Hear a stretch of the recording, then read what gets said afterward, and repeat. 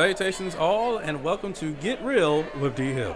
If you guys paid attention to anything that happened on Tuesday with the National Convention, the Republican National Convention, in Cleveland, you'll notice some very interesting things that were posted. We actually had a couple people that were on site during one of the protests, and his observations were kind of what you're seeing right now.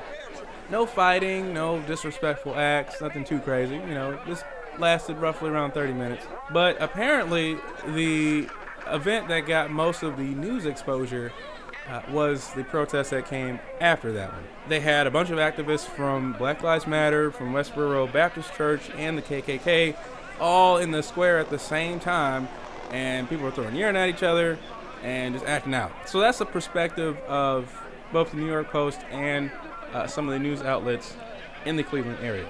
Now, CNN, they reported on the same thing, but also referenced the idiot who decided to burn the American flag and accidentally burn himself. So, yeah. And of course, because it's a Republican National Convention, you have a bunch of these celebrities and other people just in the area. Nick Cannon happens to be one of them. We understand the power in that too. And if you speak of the civil rights movement, like the Montgomery bus boycott, they had to stop riding the bus to get the respect.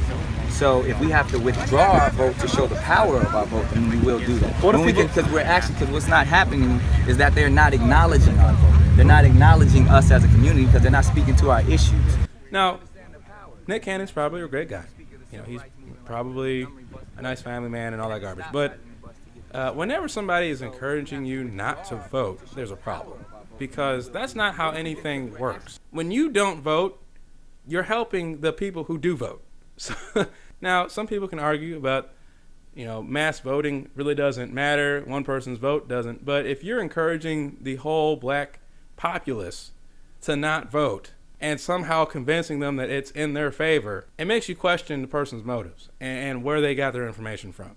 Another one was Cornel West, and of course he did his typical thing. We've seen all these different perspectives of the events on Tuesday, but does any of this actually change anything? It's becoming a show now, more than anything else. People go out to protest, and the media comes out, the celebrities come out, everybody's yelling at each other, people are throwing down some sound bites, and then everybody goes home. And so this is a continual process that keeps going. My question to you guys is, why are we continually doing this? So, you know, I'd like to hear your thoughts. Leave some comments below. Again, this is Get Real with D.Hill. And for SOL-CARITAS TV, I'm out.